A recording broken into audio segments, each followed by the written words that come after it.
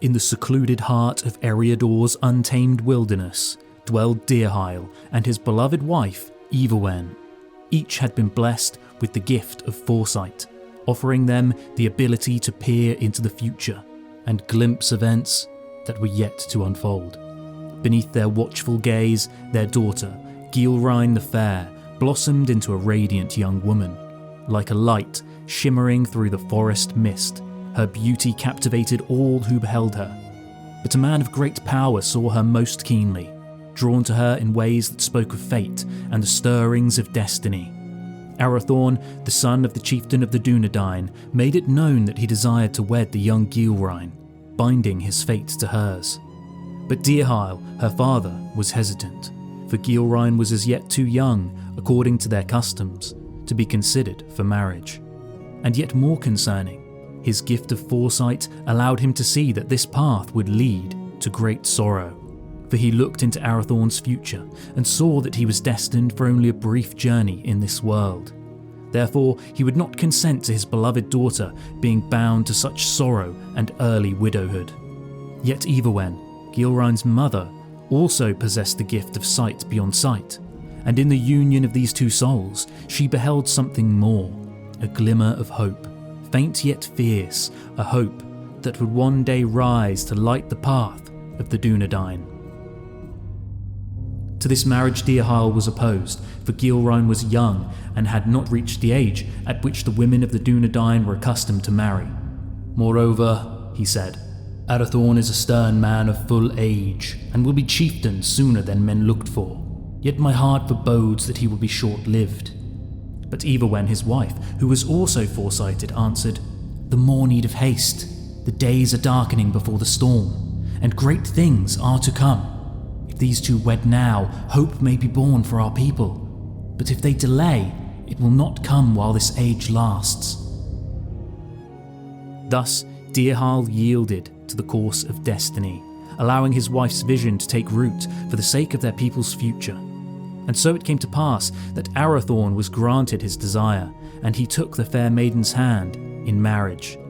In the following year, tragedy struck as Arador, the father of ARATHORN, fell doing battle with hill trolls. And so the mantle of chieftain passed to ARATHORN. Barely a year later, in the year 2931 of the Third Age, a son was born to GILRAEN, the fragile light of hope that was prophesied, and they named the child Aragorn. This boy would grow in the shadow of loss, for when he was but 2 years old, his father rode out in pursuit of orcs, never to return. A single arrow found its mark, piercing through ARATHORN's eye and stealing him from this world, leaving behind his son and a grieving widow. Dirhael's grim prophecy had come to pass in all its cold finality. GILRAEN the Fair, now a widow wrapped in grief, knew the weight of her burden.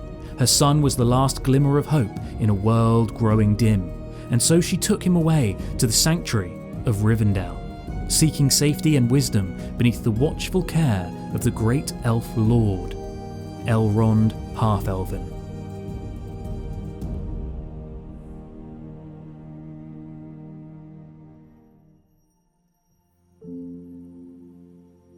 ELROND was as kind as summer and stepped into the void left by Aragorn's lost father with a heart full of affection. In ELROND, the young Aragorn found a beacon of virtue, a paragon of wisdom and fortitude. Under Elrond's vigilant watch, Aragorn was gifted with lessons that would become the bedrock of his strength and character, fostering within him the virtues that would one day define his greatness. The face of Elrond was ageless, neither old nor young, though in it was written the memory of many things both glad and sorrowful. His hair was dark as the shadows of twilight, and upon it was set a circlet of silver. His eyes were grey as a clear evening, and in them was a light, like the light of stars. Venerable he seemed as a king crowned with many winters, and yet hale as a tried warrior in the fullness of his strength. He was the Lord of Rivendell, and mighty among both elves and men. In a quest to shield the child from harm, Elrond bestowed upon him the name Estelle, meaning hope. The child's true name and lineage were shrouded in secrecy. for Elrond was acutely aware that the dark forces sought to unveil the heir of Isildur if that ancient bloodline had not yet already been severed. Aragorn would immerse himself in the ethereal splendour of Rivendell, a sanctuary cradled beneath the whispering embrace of the snow-capped peaks of the Misty Mountains. Here, amidst the timeless beauty of this secluded haven, he would blossom, his heart entwining with the serene essence of this hidden refuge. "Have you often been to Rivendell?" said Frodo. "I have," said Strider. "I dwelt there once, and still I return when I may. There my heart is, but it is not my fate to sit in peace, even in the fair house of Elrond." When Aragorn was but a boy of 10 summers, Rivendell's quiet halls stirred with the arrival of a company of wanderers, their journey taking them to the far-off lonely mountain, Erebor, located over the Misty Mountains and beyond the edge of the wild. Gandalf the Grey, wise and mysterious, and the unlikely hero Bilbo Baggins were both in the company of Thorin Oakenshield and his loyal band of dwarves. They lingered for over a fortnight in Rivendell, yet whether or not their paths crossed with the young Aragorn remains a mystery. During his time spent in Rivendell, Aragorn would forge a brotherhood with Elladan and Elrohir, the twin sons of Elrond and Celebrian. It was through their bond that Aragorn would be initiated into the warrior's way, mastering the art of tracking and vanquishing orcs amidst the wilds. The twins frequently set forth from Rivendell to hunt orcs, for these forays were fueled by a profound and burning loathing, a fire that blazed fiercely within their souls. Their restless animosity towards the orcs was born of a sorrowful tale. Their mother Celebrian once set out on a journey to reunite with her mother, Galadriel, in the realm of Lothlorien, yet fate, ever cruel and unyielding, had other plans. As her company traversed the Redhorn Pass, she was seized by orcs, who dragged her into the shadowy depths of their caves. There in the cold darkness, they unleashed their torment upon her. Her sons, Elladan and Elrohir, learning of their mother's plight, spurred their steeds with great urgency. But when they arrived, they found that their mother had already been marked by a venomous wound. They returned her to Rivendell, where Elrond wielded his healing art with fervent hope. Although he was able to mend her body, his efforts could not repair the wounds of her spirit. The following year, unable to dwell any longer in Middle-earth, she departed to the Undying Lands, leaving a void that echoed with sorrow. In the wake of this loss, Elladan and Elrohir were consumed by a fierce and unrelenting fury. They rode with grim determination alongside Aragorn and the Dúnedain Rangers, every hunt an unyielding quest for retribution against the darkness that had stolen their mother away from them. After he returned from one of these orc hunts with the twins, Elrond sensed that the moment had come for Aragorn to learn of the destiny that awaited him. Thus the boy nurtured in obscurity was on the brink of discovering that he was the last hope of a royal bloodline.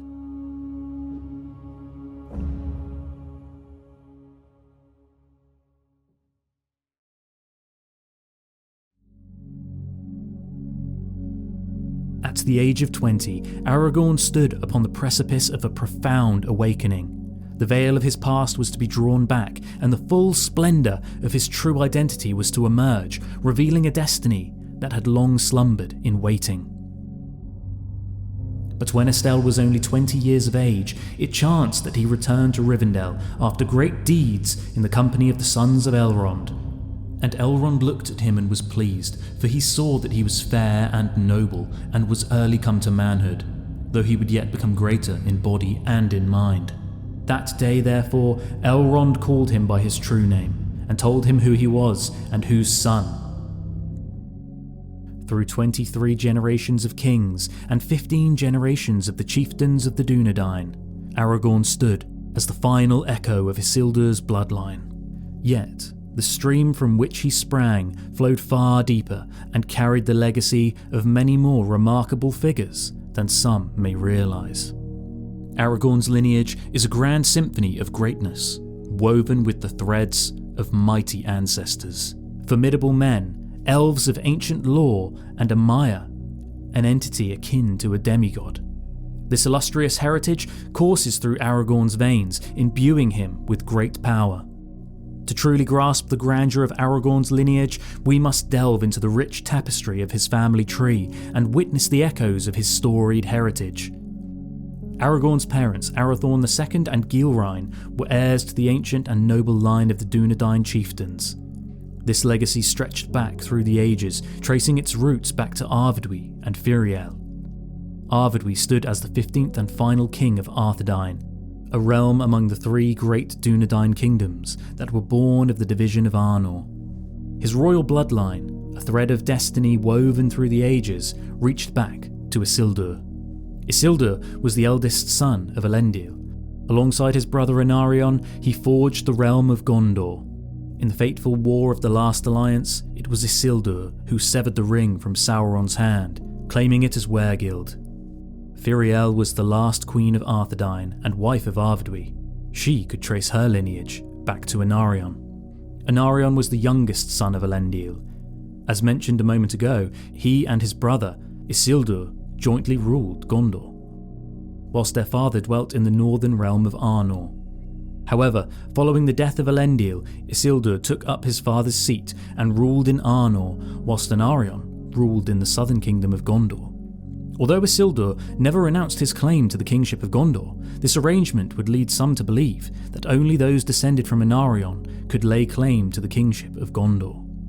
Although Aragorn was indeed a descendant of Anarion, this was on the maternal side, and therefore some, such as Denethor, the steward of Gondor, would dispute Aragorn's claim to the throne. And now we come to Elendil, who was once a great and powerful lord of the Dúnedain upon the island of Númenor, beneath the reign of the ill-fated king, Ar-Pharazôn the Golden. Ar-Pharazôn, the final sovereign of Númenor, fell prey to the dark whisperings of Sauron, forsaking the light for the malevolent embrace of Melkor worship. Ensnared by such corruption, he led his people into a fateful clash with the Valar, resulting in the cataclysmic destruction of Númenor. Yet amidst the ruins and sorrow, a glimmer of hope remained. Elendil, true to his faith, guided the faithful amongst the Dúnedain to the shores of Middle-earth. There he forged the mighty realms of Gondor and Arnor, assuming the revered title of High King of the Dúnedain. Elendil, though not crowned as King of Númenor, bore the noble blood of its royal family, flowing from Tar Elendil, the 4th King of Númenor, via Silmarion, Tar Elendil's daughter. Tar Elendil himself could trace his lineage back to the dawn of Númenor's very inception and to its founder, Elros. Elros the Half-Elven was the son of Eärendil and Elwing and brother of Elrond. As he is Elrond's brother, this also makes him Arwen's uncle, making this the point at which Aragorn and Arwen's family trees join. Born of both mortal and elven blood, Elrond and Elros were offered the choice to be counted amongst elves or men. Elrond embraced the eternal grace of his elven ancestors, yet Elros relinquished the promise of everlasting life in order to walk the fleeting path of men. Elros, born of Eärendil and Elwing, descended from legends etched in the lore of the First Age of Middle-earth. His parents, whose names shine with the brilliance of myth, were legendary figures in the grand sagas of old.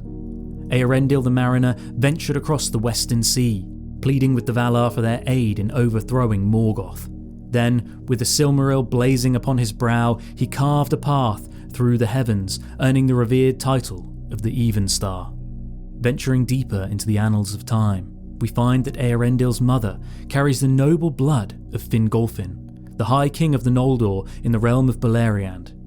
This illustrious line flows back to Finwë, the inaugural king of the Noldor, who led his people on an epic pilgrimage from Middle-earth to the sacred shores of Aman. On Eärendil's paternal line, 2 legendary forebears emerge, Tuor and Huor, 2 great warriors and champions of mankind, whose deeds are etched in the annals of history. Returning now to Elwing, the beloved wife of Eärendil, we discover that Aragorn's heritage winds its way back to 2 legendary figures of the First Age, Beren and Luthien, whose names resonate with the echoes of ancient heroism and undying love. Luthien's heritage is fascinating, for her mother is one of the Maiar, a class of celestial beings who existed at the very dawn of creation, whose voices shaped the very fabric of the world during the music of the Ainulindalë. Thus, Aragorn carries a sacred essence within him, a whisper of the divine, that may go some way towards explaining some of the extraordinary gifts and abilities of his kind. But the wonder does not end there. Thingol, Lúthien's father, was the revered king of Doriath, a sovereign whose life began in Cuiviénen, in the era when the world was young, a time of starlight, before the sun and moon graced the skies. This is the storied heritage of Aragorn, a lineage that stretches across the ages, entwining grandeur and mystery. His bloodline, a blend of elven grace, a Maya's divine essence, and the rugged spirit of humanity, forms a unique and resplendent legacy.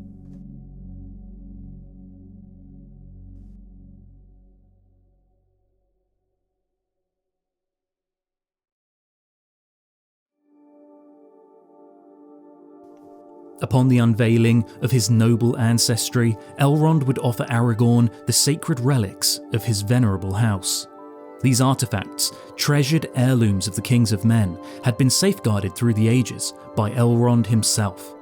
The first was the Ring of Barahir, a piece of legendary splendour, forged by the Noldor in the blessed realm of Valinor, coming into being as the ending of the years of the trees drew near. From its sacred birthplace, it journeyed through the ages and across the Western Sea, finding its way into the hands of Elendil and his noble descendants via the kings of Númenor. The second relic was the Shards of Narsil. During the siege of Barad-dûr, Elendil wielded Narsil with valour, but fate was cruel. As he fell beneath Sauron's wrath, the blade broke in half. In that fateful moment, Elendil's son, Isildur, seized the broken hilt shard and used it to sever the One Ring from Sauron's hand. But before long, Isildur would meet his fate at the disaster of the Gladden Fields. Here the One Ring was lost, but the Shards of Narsil were salvaged and brought to the sanctuary of Rivendell, where they would await their destiny in Elrond's halls. The third was the Scepter of Númenas, a silver staff that journeyed from the lost land of Númenor to Middle-earth. Carried by Elendil himself, the staff was the symbol of the kings of the Dúnedain. Yet Elrond chose to keep the scepter from Aragorn, telling his fostered son that he must first earn the right to wield it. Awakened to the reality of his noble heritage, with Narsil's hilt shard glinting in his grasp and the Ring of Barahir adorning his hand, Aragorn found his existence illuminated with a newfound purpose. But fate had yet more magic to weave into the fabric of his journey, for soon Aragorn was destined to encounter the fairest vision in all of Middle-earth, ARWEN UNDÓMIEL.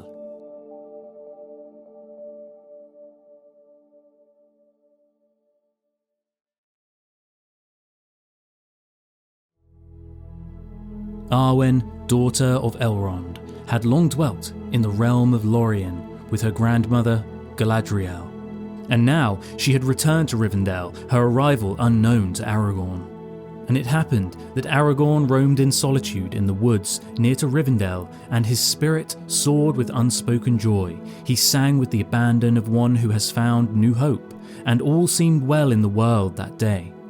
But as his song wove through the air, his gaze fell upon a figure among the delicate white trunks of the birch trees.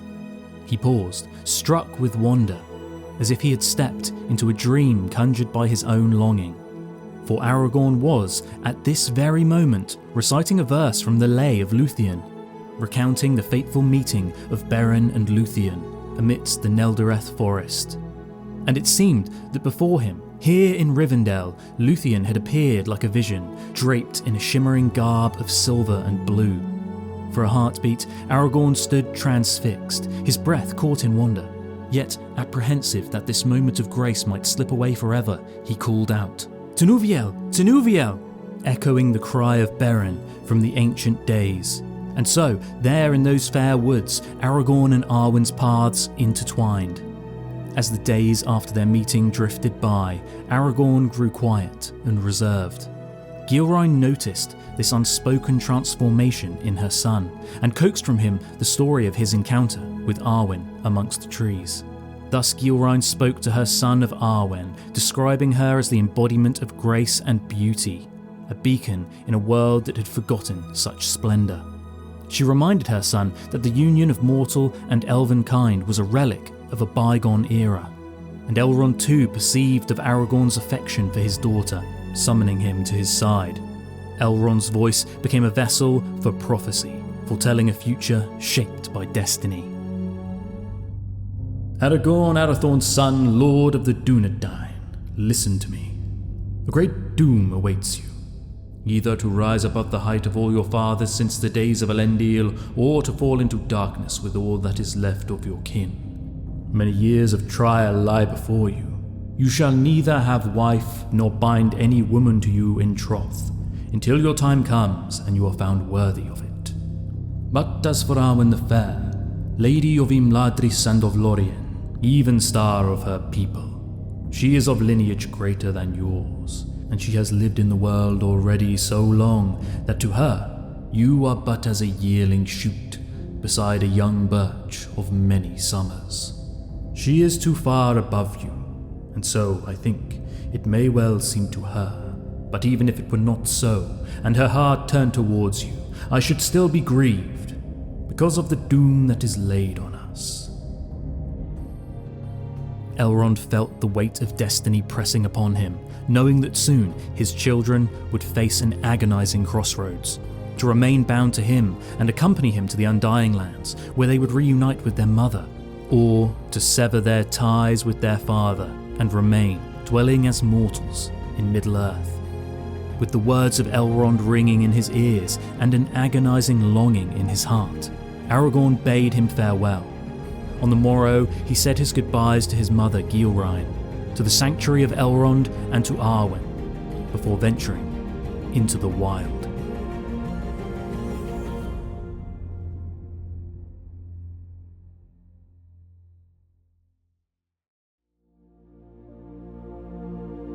Aragorn, embracing his destiny, stepped into his rightful role as the 16th chieftain of the Dúnedain as he ventured forth into the untamed expanse of Middle-earth.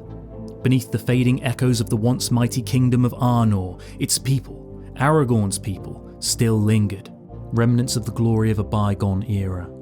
This realm, once resplendent, had been torn asunder by long centuries of division and as a result of the harrowing Angmar War.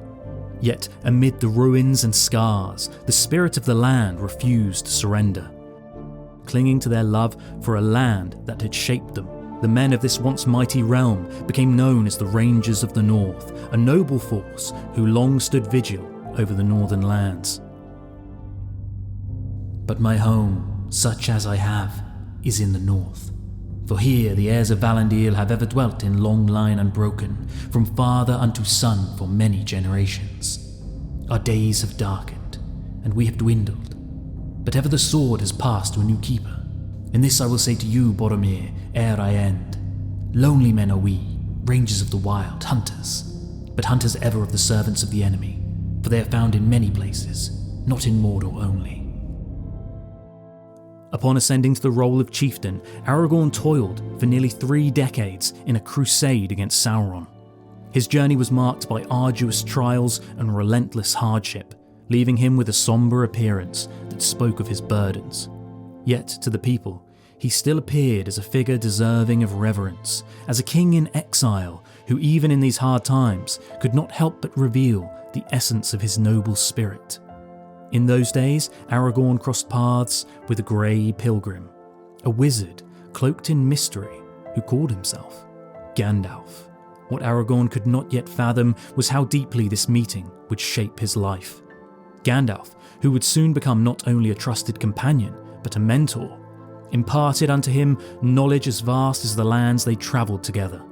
Side by side, they ventured through untamed wilderness and faced many dangers.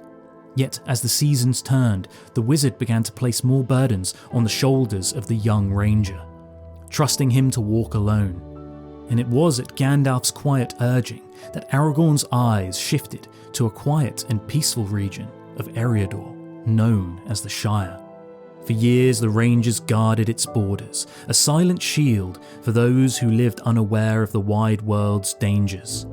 Stirred by a growing sense of the Shire's importance, Aragorn doubled the strength of the Watch that protected this unassuming haven, where the Shire folk dwelled in peace, blissfully unaware that they might hold greater weight in the weaving of the fate of all Middle-earth than they could ever imagine. Between the years 2957 and 2980 of the Third Age, Aragorn would steadfastly defend the West against the shadow of Sauron and his allies in any way that he could. Thus he became at last the most hardy of living men, skilled in their crafts and lore, and was yet more than they, for he was elven-wise, and there was a light in his eyes that when they were kindled, few could endure. His face was sad and stern because of the doom that was laid on him, and yet hope dwelt ever in the depths of his heart, from which mirth would arise at times, like a spring from the rock. During these long years, yearning to shroud his true identity, Aragorn donned a number of aliases and earned acclaim under these mysterious names. The foremost of which was the alias of Thorongil. Draped in a cloak adorned with a silver star, he moved with a swiftness and possessed a sharp vision akin to that of an eagle, hence the name Thorongil emerged, which, in the ancient tongue of Sindarin, translates to Eagle of the Star. As Thorongil, he first served under King Thengel of Rohan, the father of King Theoden. Then his path led him to serve the steward Ecthelion II of Gondor, who, besieged by the encroaching darkness of Mordor, welcomed Thorongil's aid in safeguarding the realm. Thorongil was more than just another sword at the command of the steward. His counsel was thoughtful and wise, his words like steady hands guiding the steward. He even warned Ecthelion of the shadow which grew within Saruman's heart, urging him not to be swayed by the White Wizard.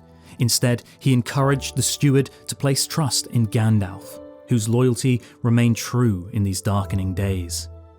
Thorongil also rose to greatness in the midst of battle, mastering the ways of both land and sea, a leader whose mere presence inspired awe and reverence. In those dark times, as shadows gathered and Ecthelion braced for the storm of Sauron's return, Thorongil foresaw the peril threatening the southern fiefs, for the fierce and merciless corsairs of Umbar were readying for an attack. Leading a force provided to him by Ecthelion, Thorongil took to the sea. Under the cover of darkness, his ships, like harbingers of doom, swept silently through the night. Suddenly, and without warning, their shouts erupted in the night as the ships of Gondor brought fire and death to the corsairs. The battle waged on, and in the tumult, a desperate close-quarters combat ensued as the men of Gondor and the corsairs drew their swords. Thorongil soon found himself facing the savage captain of the corsairs. In this clash of steel, Thorongil slew his fearsome foe, drowning the hopes of the corsairs, leaving them adrift and rudderless. Thorongil vanquished the corsair threat with minimal losses to his own ships and men, earning great renown for his strategic brilliance in battle. Accordingly, great glory awaited him in Minas Tirith, where he would have received a hero's welcome. Yet Thorongil did not return to the White City. From the shores of Pelargir, he sent word to Ecthelion, a message of sombre farewell. He spoke of distant roads that beckoned him with haste, of unseen duties pulling him away, and he told the steward that destiny would not guide his steps back to Gondor for many a year. A part of the reason for this decision may have had something to do with the whispers of tension that were stirring regarding Ecthelion's son, for some spoke of a quiet struggle between Thorongil and Denethor. Denethor was sharp-eyed and guarded, and may have sensed the hidden truth of Aragorn's heritage, and feared that he and Gandalf conspired to one day supplant him. To the deep sorrow and awestruck bewilderment of his brothers-in-arms, Thorongil ventured across Anduin, and there they caught their last glimpse of him. He stood in stillness, lost in thought, his gaze fixed upon the brooding peaks of the Mountains of Shadow, which loomed dark upon the borders of Mordor. But what were these errands that so urgently called Aragorn away from Gondor? Tolkien tells us that Aragorn was exploring the hearts of men, good and evil, and learning of the plots and devices of the servants of the Dark Lord. For many other realms of men existed, in the east and in the south, There, in lands both wondrous and perilous, he sought the hidden truths of mankind, seeking out the light and darkness within their souls, unravelling the schemes and secrets of men who served the Dark Lord, and delving deep into the shadows cast by the lingering spirit of Melkor. I have had a hard life, and a long, and the leagues that lie between here and Gondor are a small part in the count of my journeys. I have crossed many mountains and many rivers, and trodden many plains, even into the far countries of Rûn and Harad, where the stars are strange. It may seem peculiar that Aragorn chose to pass into these unknown lands, where few others deemed it worthy to venture. Yet Aragorn would have allies here, for in those distant reaches of Middle-earth, the two blue wizards still dwelled, fighting a silent battle, waging their hidden war against the will of the Dark Lord in those far-flung reaches of the world. Their mission, secretive and perilous, was to fracture the dark grip of Sauron, a force that cast long brooding shadows over all the lands of the East. Without the defiance of the Blue Wizards, the united might of the East would have risen as one under Sauron's banner like a storm, ready to consume the free peoples of the West. Perhaps Aragorn too travelled to these realms in order to aid the Blue Wizards in their efforts, knowing that in these lands the seeds of rebellion must be sown if the West was to prevail.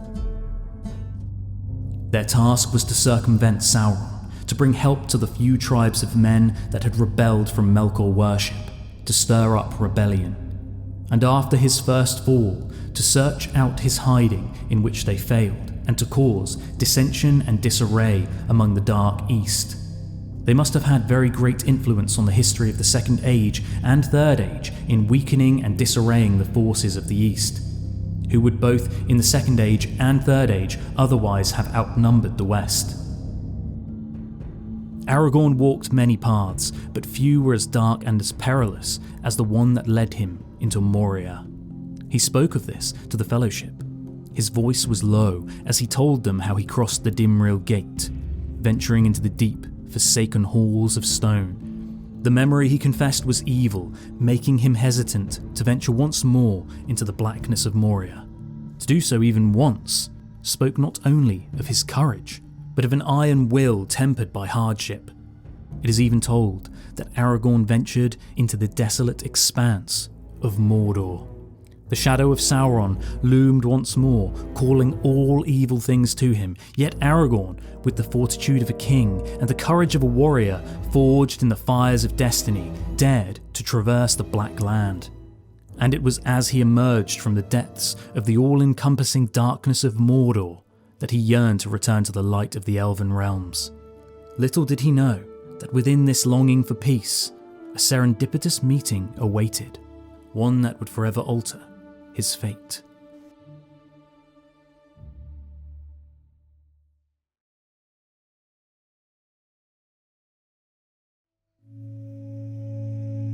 At the age of 49, weary from the trials that had marked his path, Aragorn found himself longing for solace. The weight of countless dangers bore heavily upon him, and his heart yearned for the tranquil haven of Rivendell. But first, his journey brought him to Lórien. There, the Lady Galadriel welcomed him into the secretive embrace of their lands, and unbeknownst to him, Arwen Undómiel lingered once more among her mother's kin. She had changed little since Aragorn last saw her, although she now possessed a deepened air of solemnity, and the sound of her laughter had become scarce. Meanwhile, Aragorn had matured into his full glory, both in body and in spirit. Galadriel, with a gaze that spoke of ages past, bade him shed his weary garments. Then she robed him in elven garb, draping him in a cloak of grey and adorning his brow with a radiant gem. In that moment, he took on the bearing of a noble elf lord, and as Aragorn approached Arwen beneath the golden trees of Caras-Garadhon, her heart knew its course, and her fate was sealed. For a time, Aragorn and Arwen dwelt together under the splendour of Lórien's glades, until the moment of his departure grew near.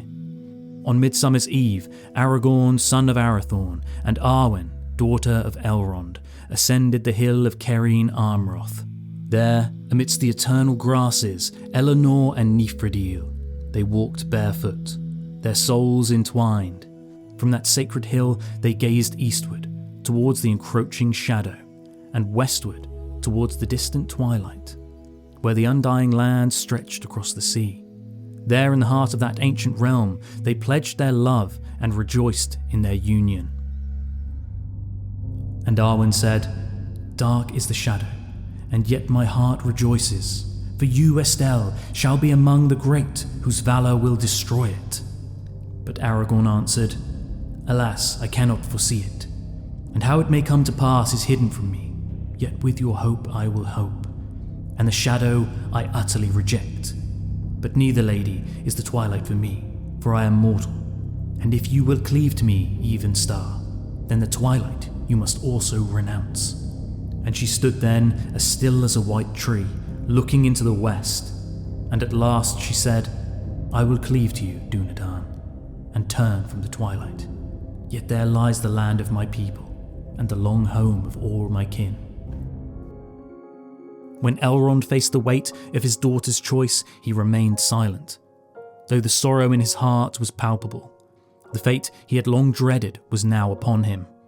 And so, when Aragorn returned to Rivendell, Elrond summoned him.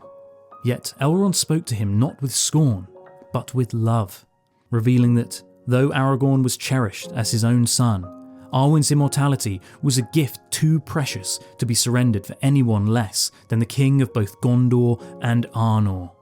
Therefore, for Elrond, triumph over Sauron would usher in a bittersweet farewell.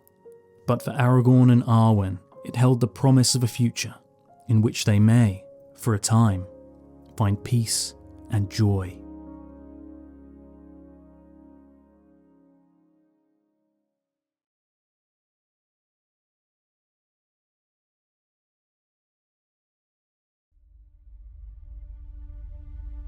As the darkness deepened and a shroud of fear crept across Middle-earth, Sauron's might swelled, and the Tower of Barad-dûr reached ever higher, its shadows stretching further with every passing year. Yet even as the world trembled beneath this growing dread, Aragorn strode forth once more, stepping into the storm, his path lit by the flame of purpose, undaunted by the darkness. Arwen lingered in Rivendell, her soul ever bound to Aragorn, though his path carried him far beyond her sight. From a distance, she guarded him with her thoughts. And with a heart full of hope, she crafted for him a banner of unmatched splendour, worthy only of one destined to claim the lordship of the Dúnedain, to walk in the footsteps of Elendil and claim the throne of the ancient Sea Kings. In the year 3001 of the Third Age, as Sauron, no longer veiled in shadow, gathered strength once more within the land of Mordor, Aragorn met with Gandalf. Together they hunted for whispers of Gollum, the wretched creature whose fate was tied up with that of the ring. But their search at first yielded nothing, for Gollum, drawn by a sinister force, had crossed into the black land of Mordor and fallen into the clutches of Sauron. There he was imprisoned and tortured, and in the shadows of despair he languished. Around this time, GILRAEN bid Elrond farewell and made her way back to her kin in the wilds of Eriador, choosing a life of solitude. She seldom saw her son, as Aragorn's destiny led him to wander through distant lands. Yet there came a time when Aragorn returned to the north and sought her out. When they were finally reunited, GILRAEN's voice, heavy with the weight of time and sorrow, wove solemn words. "This is our last parting, Estelle, my son. I am aged by care, even as one of lesser men, and now that it draws near, I cannot face the darkness of our time that gathers upon Middle-earth. I shall leave it soon." Aragorn tried to comfort her, saying, "Yet there may be a light beyond the darkness, and if so, I would have you see it and be glad." But she answered only with this linod, "Onenni Estelle Edain, Ukebin Estelle Anim." And Aragorn went away heavy of heart. The words that GILRAEN spoke to her son were, "Onenni Estelle Edain, Ukebin Estelle Anim." This translates to, I gave hope to the Dúnedain. I have kept no hope for myself. Note that the word Estelle is capitalized. This is because the name that Elrond gave to Aragorn was Estelle, hope. Gilraen's final words then carry a deeper weight. She didn't merely offer the Dúnedain hope. She gave them her son, her greatest gift, her heart's most cherished treasure. Just as Gilraen had foreseen, she did not live to witness the War of the Ring. Before the following spring could bloom, her light faded, and Aragorn's world grew a shade darker. And so, the years marched on, bringing the War of the Ring ever closer, like a storm gathering at the horizon, inevitable and vast.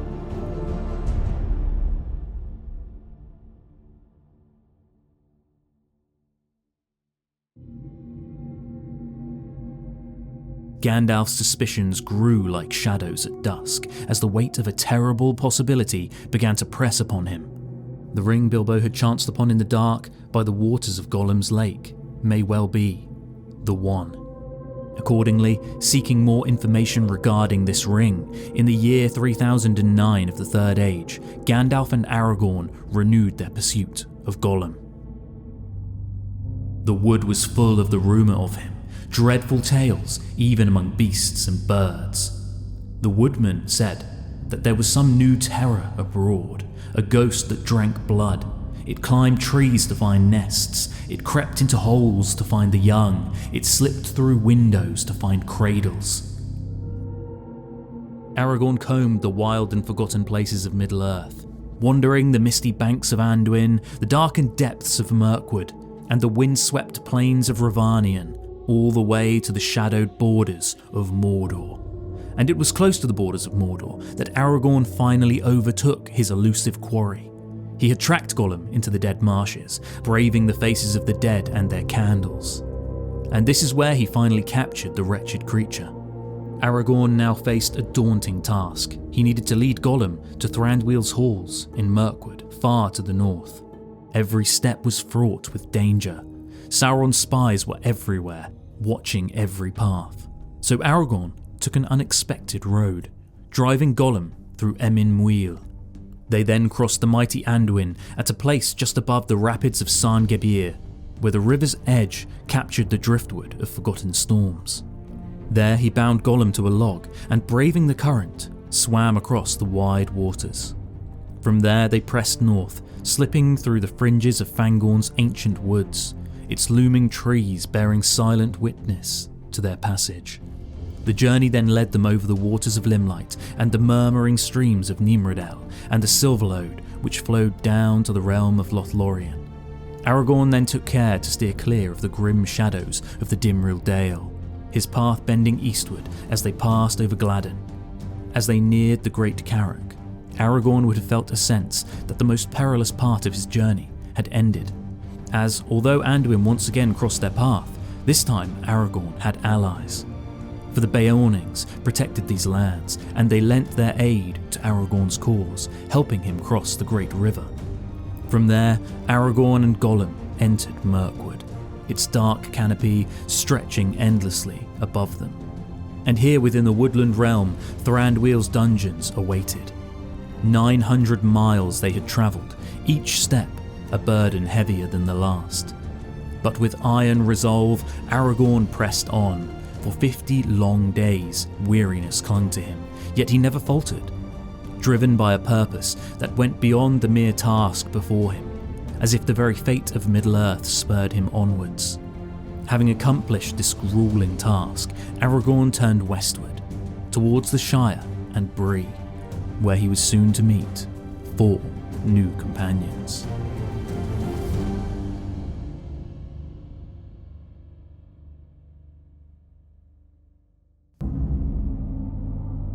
Following Gollum's capture, Aragorn and Gandalf journeyed westward together before going their separate ways once again. Upon his return, Aragorn stood watch with his loyal Dúnedain rangers as they vigilantly watched over the Shire, their eyes ever searching for the servants of the enemy. Soon, news arrived from Gildor Inglorian, the leader of the elves that Frodo had encountered as he was leaving the Shire, regarding the Black Riders, whose dark presence had been noted by the elves. Gildor also spoke of Gandalf, who had vanished, leaving no word behind as to his whereabouts.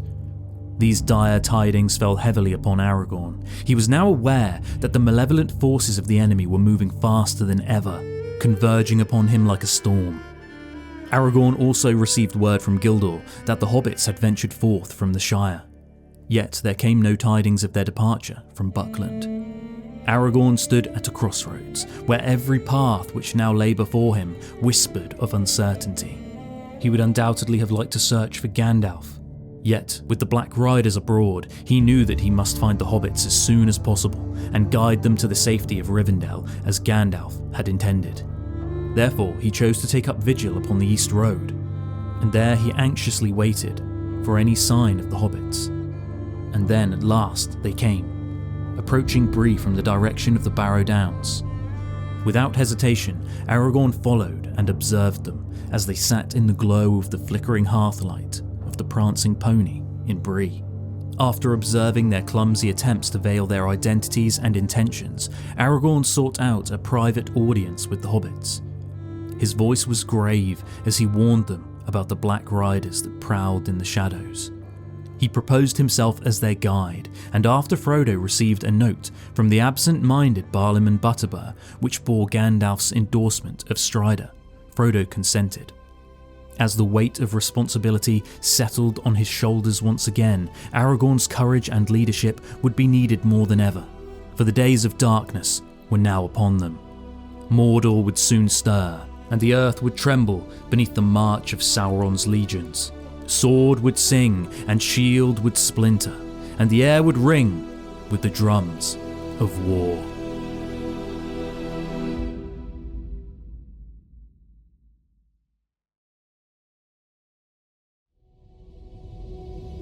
Aragorn's plan for reaching Rivendell was cautious and deliberate.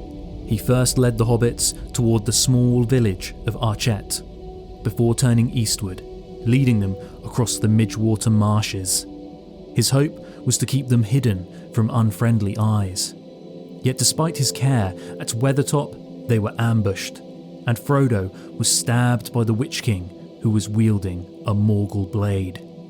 Unbeknownst to Aragorn, Elrond had sent out riders from Rivendell to search for the Ring-bearer.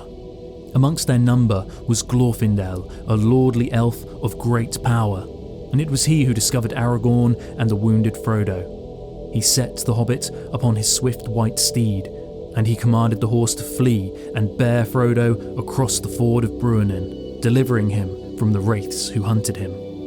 In Rivendell, after Frodo's healing and the gathering of the council, Aragorn took his place amongst the members of the newly formed Fellowship of the Ring. But before their departure, the broken sword of his ancestors, Narsil, was at last reforged some 3,000 years after it had been broken during the War of the Last Alliance. Thus, in the year 1319 of the Third Age of Middle-earth, Aragorn, heir of Elendil, finally took up the blade reforged and named it anew, Andúril, Flame of the West. And so the Fellowship departed from the last homely house. Aragorn had pledged to journey with the Fellowship for a short time, before eventually returning to Minas Tirith with Boromir, and it was Aragorn who urged the company to attempt the Redhorn Pass. But the cruel snows defeated them. Yielding then to Gandalf's counsel, Aragorn reluctantly agreed to pass through the long dark of Moria. Yet he did not hide his apprehension at the thought of passing through the Dwarven Mines, and he warned Gandalf to tread carefully in that long-abandoned place of shadow. You followed my lead almost to disaster in the snow, and have said no word of blame. I will follow your lead now, if this last warning does not move you. It is not of the ring, nor of us others that I am thinking now, but of you, Gandalf. And I say to you, if you pass the doors of Moria, beware. Aragorn's foresight proved painfully accurate when Gandalf was lost to the abyss. The Fellowship then turned to Aragorn to lead them on. Thus he assumed command of the company and led them onward, guiding them into the golden woods of Lothlórien. There Aragorn astonished his companions. His kinship with the people of that land was plain to see. and his bond with Celeborn and Galadriel revealed a depth of trust and friendship that few mortals could claim. When the Fellowship departed, Galadriel bestowed upon him a most precious gift, the Elf Stone. This was no common jewel, it was a treasure of the Elder Days, one of the wondrous works of the First Age, crafted in the long-lost realm of Gondolin. Some claim that it was wrought by Enedil, the great master of gems, whilst others maintain that it was crafted by the hand of Celebrimbor, the very same craftsman who forged the Rings of Power. Whatever the truth of its making, in time the stone came into Galadriel's keeping. From her, it passed to her daughter, Celebrian, and from mother to daughter, it journeyed once more, until at last it came into the possession of ARWEN. "Yet maybe this will lighten your heart," said Galadriel, "for it was left in my care to be given to you, should you pass through this land." Then she lifted from her lap a great stone of clear green, set in a silver brooch that was wrought in the likeness of an eagle with outspread wings. And as she held it up, the gem flashed like the sun shining through the leaves of spring. "This stone I gave to Celebrian, my daughter, and she to hers. And now it comes to you as a token of hope. In this hour take the name that was foretold for you, ELESSAR, the elf stone of the house of Elendil." Then Aragorn took the stone and pinned the brooch upon his breast, and those who saw him wondered, for they had not marked before how tall and kingly he stood, and it seemed to them that many years of toil had fallen from his shoulders. From that moment onward, the elf stone never left him. It gleamed upon his breast as he strode into battle, and as he walked the long road to his kingdom. And the next step upon that journey was to lead the Fellowship onward from Lórien as they drifted down the broad waters of Anduin. Yet even as they reached the thunderous falls of Rhoros, Aragorn was torn, unable to decide which road to take. For although his heart leaned towards Minas Tirith, he yet felt that he had a duty to protect Frodo. But ultimately, the choice was taken from him, as the Fellowship was attacked by a band of orcs sent forth from Isengard. During the ensuing chaos, the Fellowship was divided. Frodo and Sam slipped away eastward, and Boromir fell in valiant defence of Merry and Pippin, who were carried away westward. And so Aragorn turned to a path unforeseen. With Legolas and Gimli at his side, he set forth to pursue the orcs who had seized Merry and Pippin. Across the plains of Rohan, he encountered Éomer, Marshal of the Riddermark. In that meeting, the two men instantly recognised each other's nobility and strength of spirit, and a friendship was born. Éomer, trusting his instinct, gifted the three hunters with steeds to aid them in their travels. Their pursuit of the hobbits then carried them into the shadowed woods of Fangorn, where they were met by a wander beyond hope. For Gandalf had returned from the deep places below Moria and was now robed in white. And so Aragorn journeyed on with his old friend to Edoras. Then, after Theoden was restored, Aragorn rode with the King of the Riddermark to the stronghold at Helm's Deep.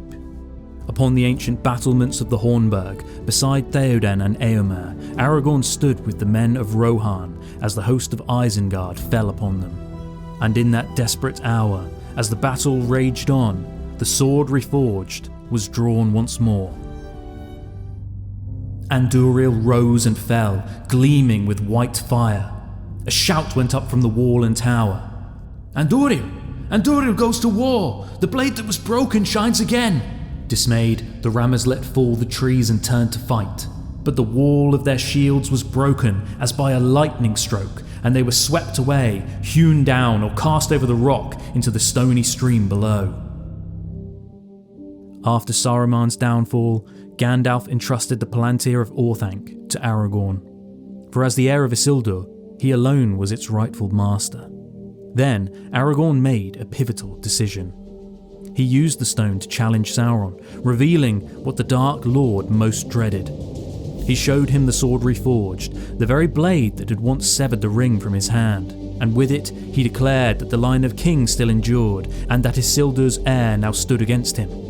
But more importantly, by appearing in the Palantir so soon after Pippin had shown himself, Aragorn led Sauron to believe that he had claimed the One Ring from the Hobbit. Thus, to the Dark Lord, it seemed not only that the heir of Isildur had come forth to lead the West in this most pivotal hour, but that he was also armed with the very weapon that could bring about his destruction.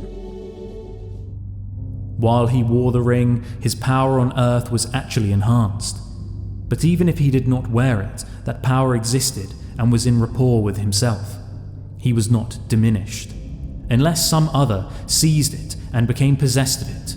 If that happened, the new possessor could, if sufficiently strong and heroic by nature, challenge Sauron, become master of all that he had learned or done since the making of the One Ring, and so overthrow him and usurp his place.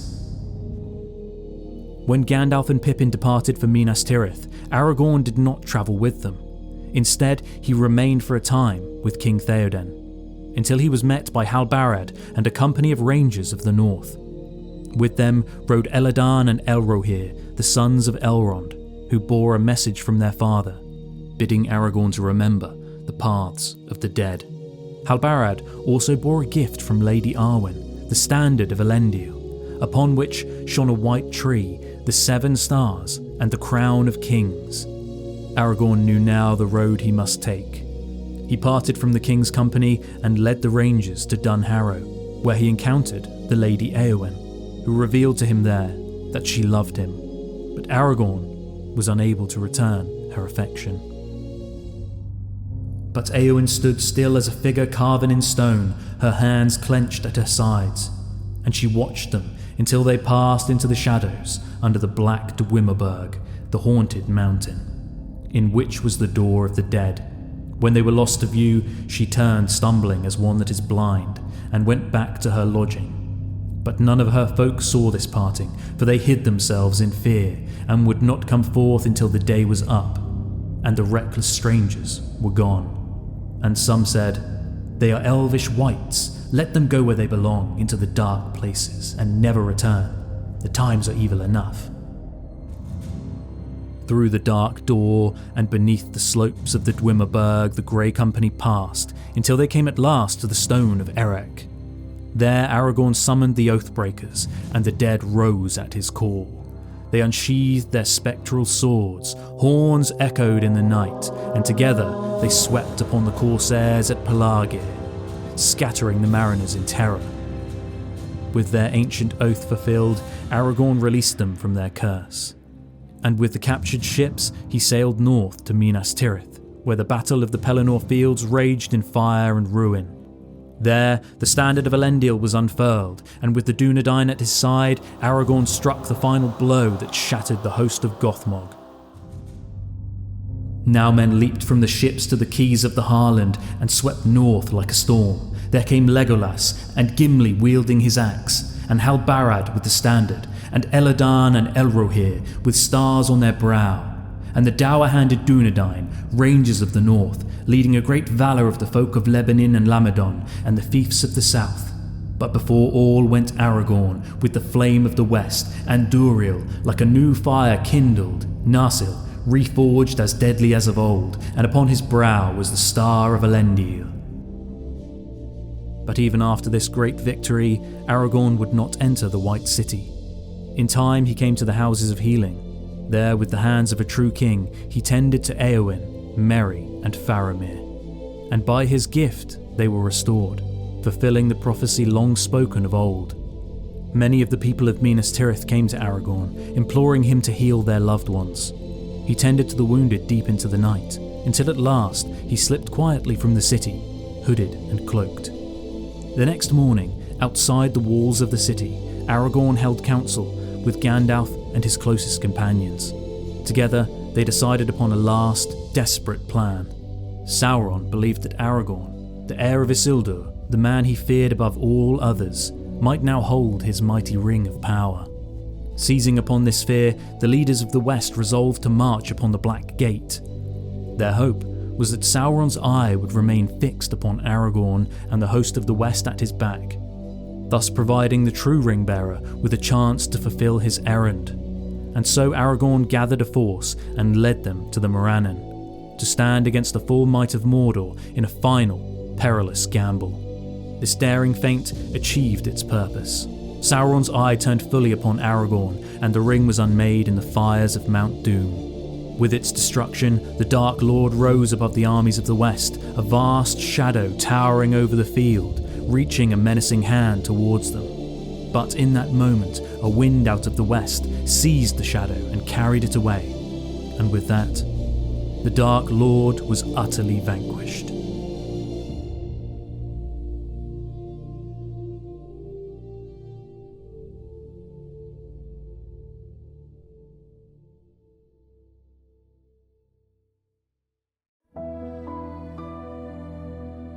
After the fall of Sauron, Aragorn was finally crowned at the gates of Minas Tirith, fulfilling his destiny nearly 70 years after Elrond first revealed his true identity to him in Rivendell.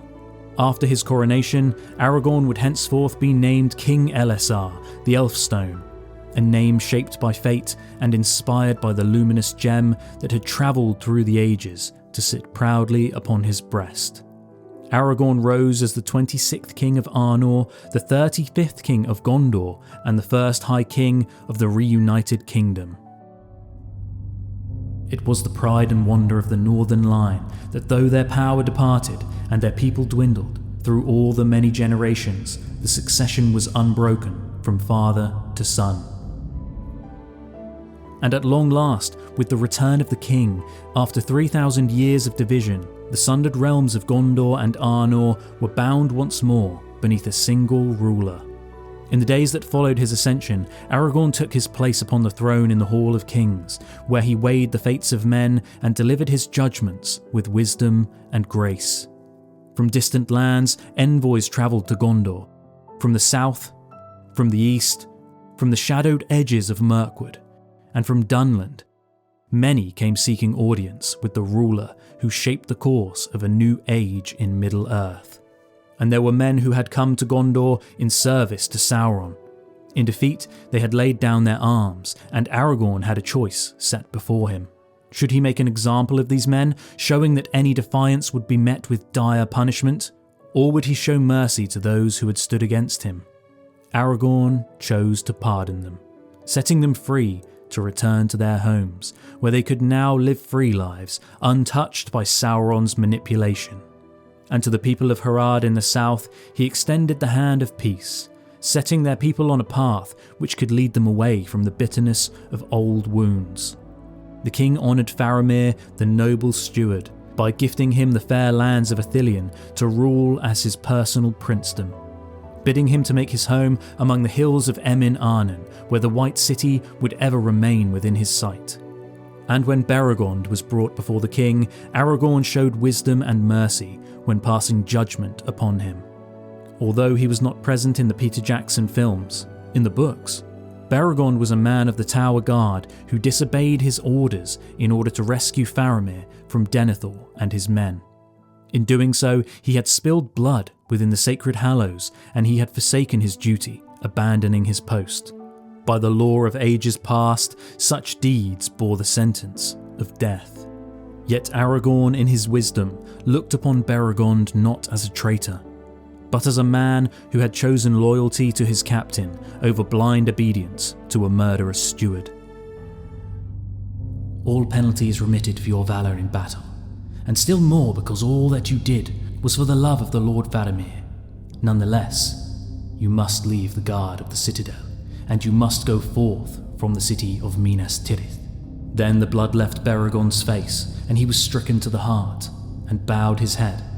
But the king said, "So it must be, for you are appointed to the White Company, the guard of Faramir, Prince of Ithilien, and you shall be its captain, and dwell in Emin Arnon in honour and peace, and in the service of him for whom you risked all, to save him from death." And then Beregond, perceiving the mercy and justice of the king, was glad, and kneeling, kissed his hand, and departed in joy and content. King ELESSAR would also restore the Great Council of Gondor, ensuring that the wisdom of the steward in the council would continue to shape the destiny of the realm. The The council itself was made up of lords and captains whose duty it was to advise the kings of Gondor with the hard-won knowledge of battlefields and with their years of statesmanship. By maintaining this time-honoured assembly, ELESSAR proved himself a ruler who sought not to command alone, but one who understood that strength lay in the wisdom of many. King ELESSAR also turned his attention to that most vital of bonds between nations, which was forged in blood and bound with oaths sworn in days long past. The alliance between Gondor and Rohan, sealed in the time of Eorl, stood unbroken by the passage of years.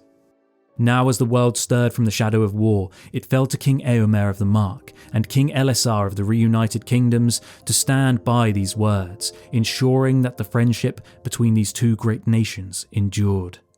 And so, with glad hearts and the warmth of friendship, the two great kings reaffirmed their ancient vows of fellowship. And there was another matter to attend to the north of the Riddermark, for upon Rohan's borders, Isengard stood transformed. No longer a place of dark schemes, but one of renewal. And to the Ents, Aragorn offered the valley of Narn Curunir, and adjoining lands to the west of the Misty Mountains, where the shepherds of the trees could tend their flock in peace. But I will give to Ents all this valley to do with as they will, so long as they keep a watch upon Orthanc, and see that none enter it without my leave. When this valley is filled, there is room and to spare west of the mountains, where once you walked long ago. And it was not only the Ents who would be gifted lands of their own. The slaves who had known only servitude to Sauron stood free at last. Their lives had been shaped by toil in the southern part of Mordor, where they laboured to feed the legions of their master, but no longer. The southern lands of Mordor in which they had dwelled had been spared from the ruin of Mount Doom, and it was now given to them by the conquering king to rule as their own. And the Druedain, who were a tribe of primitive men, also found themselves enriched by King ELESSAR's rule. The ancestors of the Druedain were amongst the men who had set forth from Hildorien in the First Age, yet they had ever faced persecution at the hands of other men. And in Middle-earth they retreated into the forests, becoming a secretive and mysterious folk. Although it was omitted from the Peter Jackson films, in the last days of the war, the chieftain of the Druedain, who was named Garn Burigan, warned the Rohirrim who rode to the aid of Gondor that they were riding directly into the jaws of an enemy ambush. He guided the riders through the secret pass of Stonewain Valley, so that they might reach Minas Tirith in time to fight in the Battle of the Pelennor Fields. For this, King Theoden would have granted them gold and honour, but the Druedain asked for nothing but solitude. They simply wished to be left in peace in their forest, to no longer be hunted by other men as if they were beasts. And in the days after the war, when the dust of battle had settled, ELESSAR himself decreed that their wish be honoured. Henceforth, Druedain Forest was theirs and theirs alone, a sanctuary where none would trespass without their leave. Yet perhaps the most charmed of those who flourished under ELESSAR's reign were the hobbits of the Shire. With the restoration of the Northern Realm, the Shire was named a free land within the reunited kingdom, its borders safeguarded, its people left undisturbed by the burdens of the wider world. And never again would the big folk set foot within the bounds of the Shire by royal decree. Aragorn also gifted them new lands. The Shire would now stretch eastward to Emin Beraid, where many found new homes in the green expanse which would become known as the Westmarch. And to those who had walked beside him in his darkest hours, ELESSAR gave honour and duty in equal measure. Pippin was named as Thane of the Shire, Merry was named as Master of Buckland, and Sam became Mayor of Mickle Delving. And each hobbit who held these offices also had the honour of being counted amongst the councillors of the Northern Kingdom. But before all of this took place, before the hobbits returned to their hills and hearths and stepped once more into the quiet rhythm of Shire life, the king had one final request. He bade them stay a while longer in Minas Tirith, before the road at last carried them home.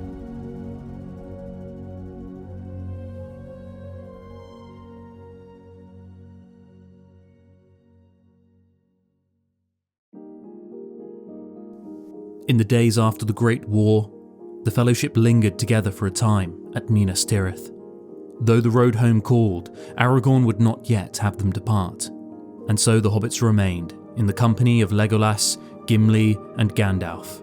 Together they dwelt in a fair house, and they wandered the streets at their leisure, honoured guests in the city of the newly crowned king. Yet, though joy filled their days, a quiet longing stirred within Frodo. Frodo knew that Bilbo waited for him in Rivendell, and yet Aragorn still asked them to be patient, though he did not speak of the reason. "At last, all such things must end," he said. "But I would have you wait a little while longer, for the end of the deeds that you have shared in has not yet come. A day draws near that I have looked for in all the years of my manhood, and when it comes, I would have my friends beside me." But of that day he would say no more. Then a day came when Gandalf was nowhere to be found. For that night, unseen by any save the stars, he went forth with Aragorn at his side, stealing away beyond the city walls. They came to the southern feet of Mount Mindolluin, where the great mountain loomed in silence above Minas Tirith. There, beneath the ghostly gleam of the moon, they came to a hidden path. Up they climbed until at last they stood in a high field. Then Aragorn cried, "Yea, Utoviennes, I have found it. Lo, here is a scion of the eldest of trees. But how comes it here?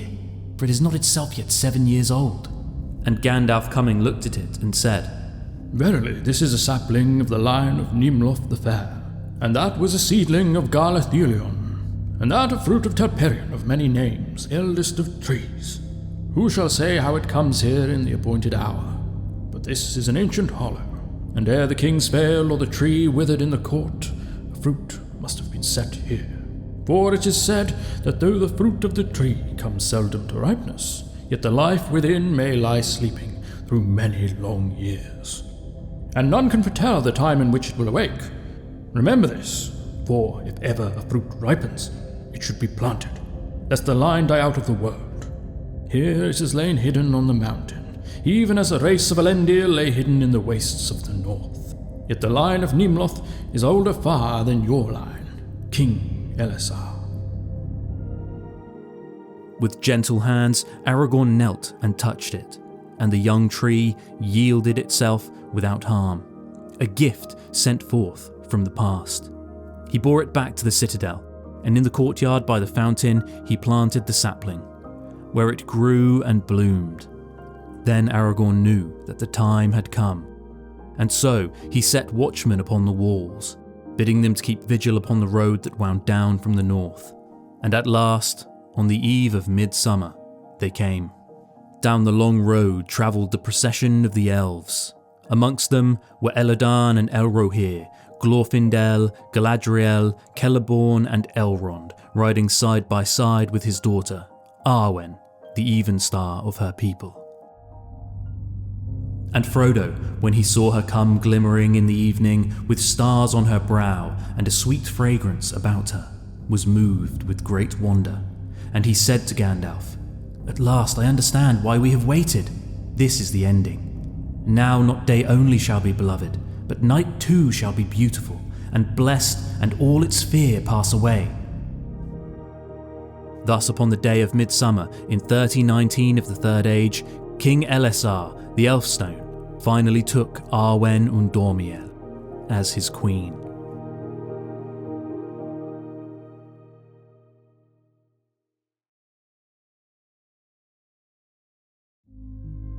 As the days of jubilation waned, once again Frodo turned his thoughts to home, and he went to the king.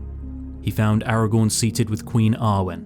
The fountain murmured beside them as Arwen sang a song of Valinor, and there the white tree of Gondor stood in bloom. The king rose to greet his friend, and he told Frodo that he knew why he had come.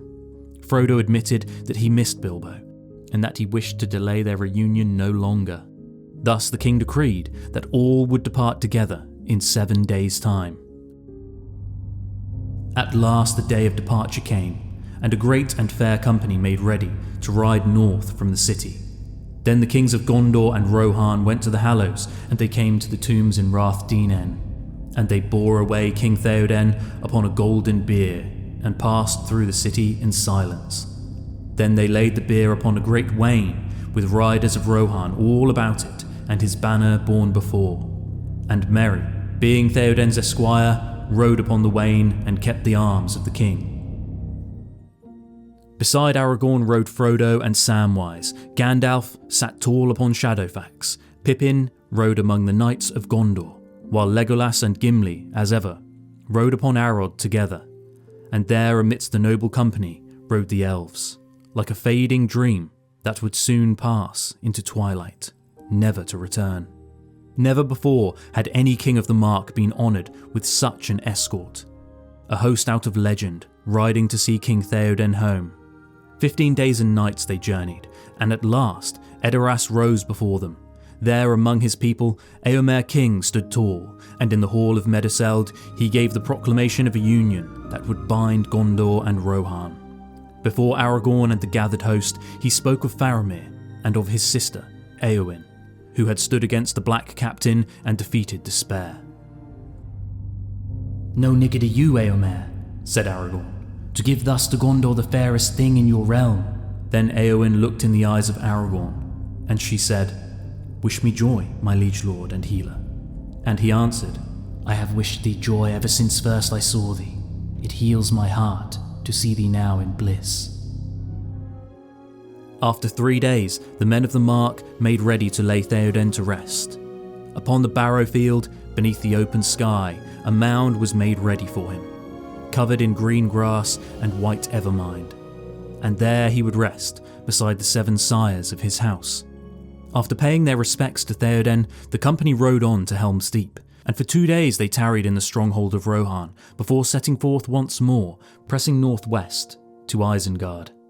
There they found that the Ents had been at work. The stone ring of the fortress had been cast down, and in its place many trees now grew. Under the rustling canopy they met Treebeard.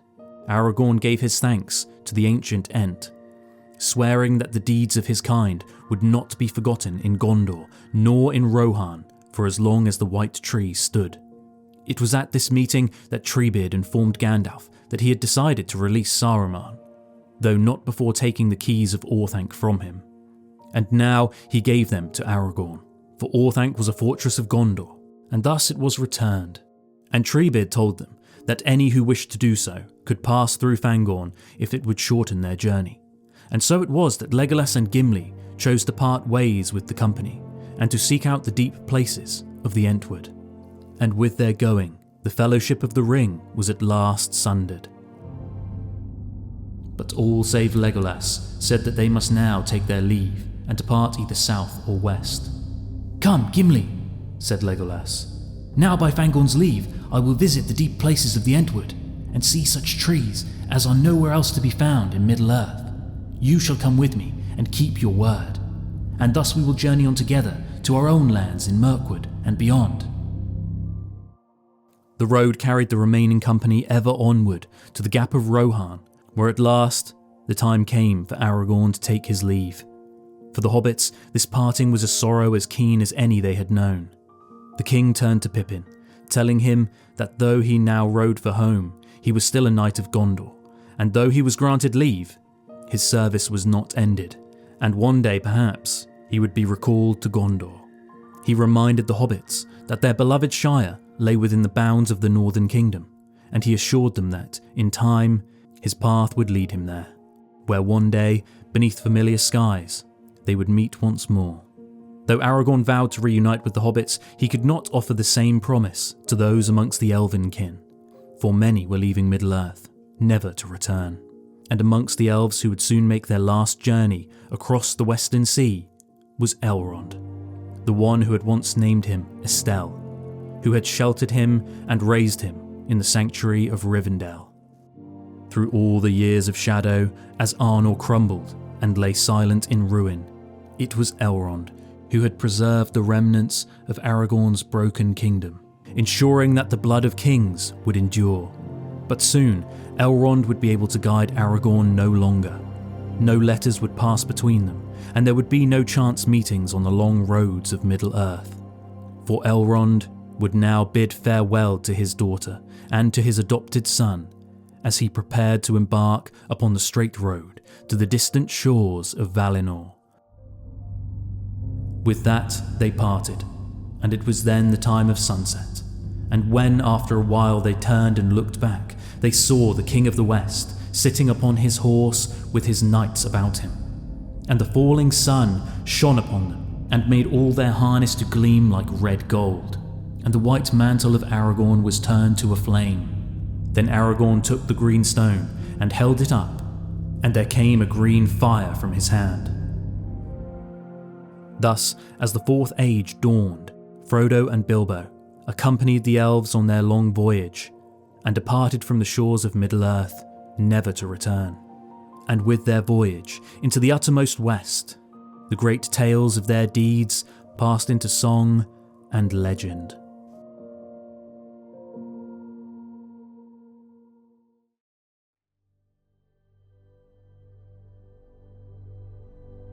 When ELESSAR finally took the throne of Gondor, as the white tree bloomed anew, his was the work of renewal, of reforging what time and war had broken and decayed. And among the first of his great labours was the restoration of Orthanc, the Black Tower of Isengard. And there, amid the dust of ruin, were found treasures long thought lost, heirlooms of Eorl the Young, stolen from Edoras by Grima in the days of King Theoden's weakness. Yet there were things older and more wondrous still. In a casket on a high shelf, two things were laid. One was a small case of gold attached to a fine chain. It was empty and bore no letter or token, but beyond all doubt it had once borne the ring about Isildur's neck. Next to it lay a treasure without price, long mourned as lost forever. The Elendil Mere itself, the white star of elvish crystal upon a fillet of mithril that had descended from Silmarion to Elendil and had been taken by him as the token of royalty in the North Kingdom. This was no mere jewel, it was the Star of the North, a treasure of the first High King, Elendil the Tall. In its absence, the kings of Arnor had worn a likeness of it, a jewel wrought in Imladris by skilled elven hands, fair but lesser. Yet now, the true Elendil Mere shone in the hands of the king once more, the fire of its making undimmed by time. It was an heirloom beyond price, yet it was more than that. It was a bond between the past and the present, between Elendil and the king who would now restore the Dúnedain to greatness. When he returned to the north, King ELESSAR took once more the throne of Arnor, and it was there, upon the shores of Lake Evendim, that ARWEN herself rested the Elendil Mere upon his brow. Yet ELESSAR was no fool. He knew too well the price of hubris, the perils of pride. The Elendil Mere had been lost once before. He would not risk it again, and so he wore it only on the highest of days, when the North Kingdom called for its king in all his splendour. And Aragorn had reason to fear that history may repeat itself. For although Sauron had fallen, his malice had not wholly perished from the world, and the corruption of Morgoth was ever a stain upon Arda. And in the shadowed corners of Middle-earth there still lurked enemies unbowed, the remnants of age-old hatred and animosity that remained unspent. For though Sauron had passed, the hatreds and evils that he bred had not died, and the King of the West had many enemies to subdue before the White Tree could grow in peace. And wherever King ELESSAR went with war, King Éomer went with him, and beyond the Sea of Rhûn and on the far fields of the south, the thunder of the cavalry of the Mark was heard, and the white horse upon green flew in many winds until Éomer grew old. And so ELESSAR took up arms again, leading his host in battle, until at last Gondor stood as strong as it had in the golden age of the Ship Kings, when its borders stretched to the far reaches of the east and south. Despite these foreign wars, ELESSAR's reign was one of peace restored, of lands renewed, of old wounds healed, and chief among the lands he turned his attention to was the northern realm of Arnor. There he would walk in the footsteps of his forefathers, and the folk of the Shire rejoiced to know that he was near. but never did he cross their borders, bound by the law he himself had set, that none of the big people should enter their land. Instead, he would ride to the Great Bridge, where his friends would meet him. Peregrine, Thane of the Shire, came often, and Samwise the Mayor too. In the second draft of the omitted epilogue of The Lord of the Rings, Sam's daughter, Eleanor, found a secret letter from the king himself, informing Sam that he was coming north soon. Eleanor had dreamed of seeing the elves, fair folk with starlit eyes and laughter like music. And now the king was coming north with his queen, ARWEN Evenstar, fairest of her kind. "Shall I make 3 courtesies, or only 1? Said Eleanor. "One will do, one each for the king and the queen," said Sam. "For though it doesn't say so in the letter, Eleanorelli, I think the queen will be there. And when you've seen her, my dear, you'll know what a lady of the elves looks like, save that none are so beautiful. And there's more to it even than that, for I shall be surprised if the king doesn't bid us to his great house by Lake Evendim. And there will be Elladan and Elro here, who still live in Rivendell, and with them will be elves, Eleanorelli, and they will sing by the water in the twilight." And when they at last came to Annúminas, Eleanor's dream came true, for she did not merely glimpse the elves from afar, she was given a place of high honour as one of Queen Evenstar's maids, in Annúminas Restored.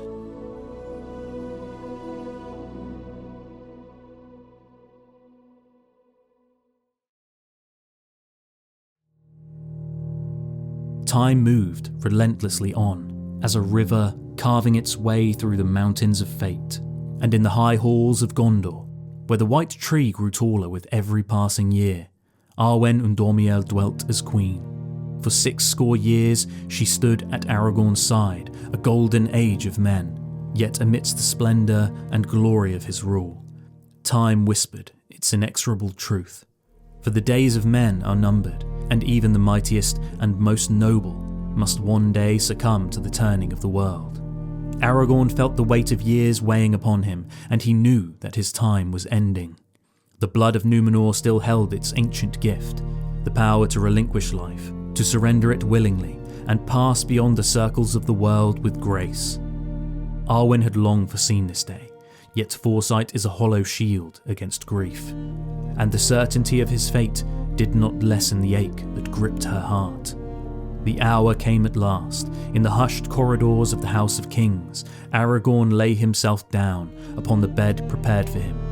Before him stood Eldarion, his son, to whom he entrusted the winged crown of Gondor and the scepter of Arnor.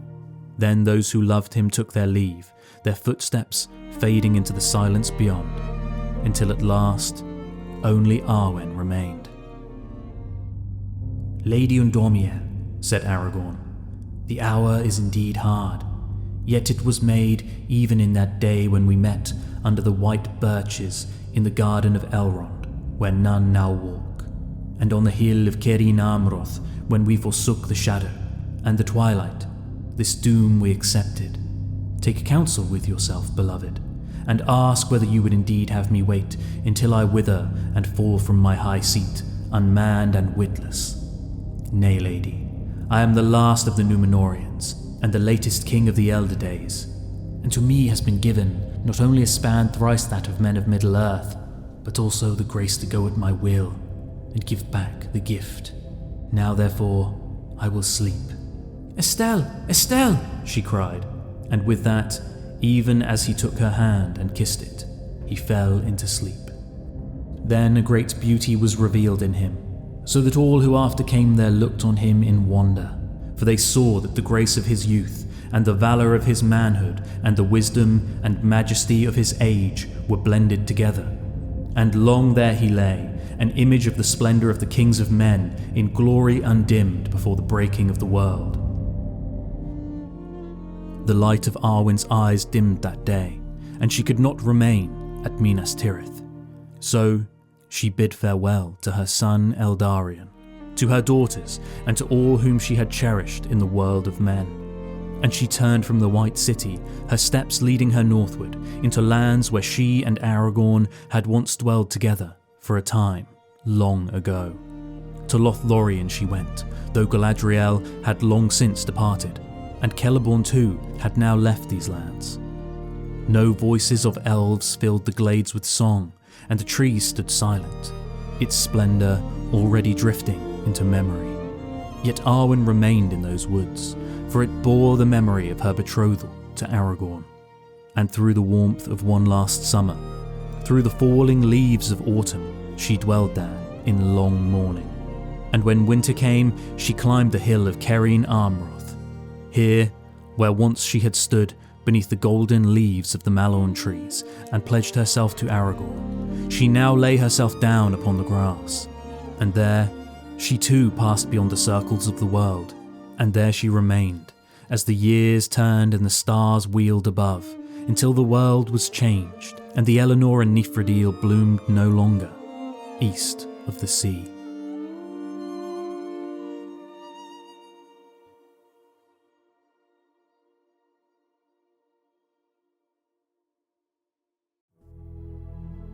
Aragorn ruled the reunited kingdoms of Gondor and Arnor until the year 120 of the Fourth Age.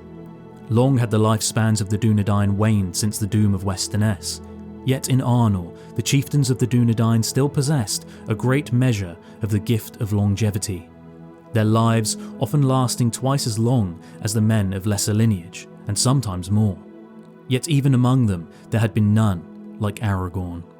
For 210 years he walked the lands of Middle-earth, and to the very end the fire of his spirit did not dim, nor did his hands grow weak upon the hilt of Andúril. Though the length of lives of the Dúnedain grew ever less in Middle-earth after the ending of their kings, the waning was swifter in Gondor, and many of the chieftains of the north still lived to twice the age of men, and far beyond the days of even the oldest amongst us. Aragorn indeed lived to be 210 years old, longer than any of his line since King Arvagil. But in Aragorn ELESSAR, the dignity of the kings of old was renewed. But the passing of a king is not the passing of his legacy. Aragorn had forged a house that would endure beyond him, bearing the name Telcontar, meaning Strider, a tribute to the path that had led him from the wilds to the throne. And to his son, Eldarion, he bequeathed the high kingship of the reunited kingdom. It was said that Eldarion would rule the mighty realm of men, and his kingdom would endure beyond reckoning, lasting for 100 generations of men. And now, as the winds of time stir, and the time of King Eldarion dawns, our story draws to a close.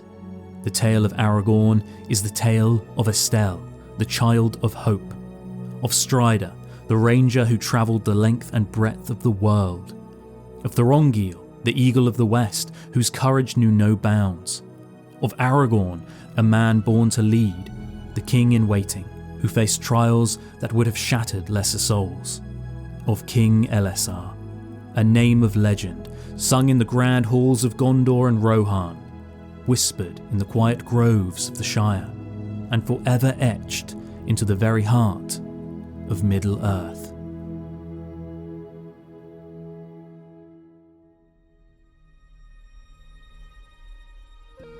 Thank you very much for tuning into Realms Unravelled.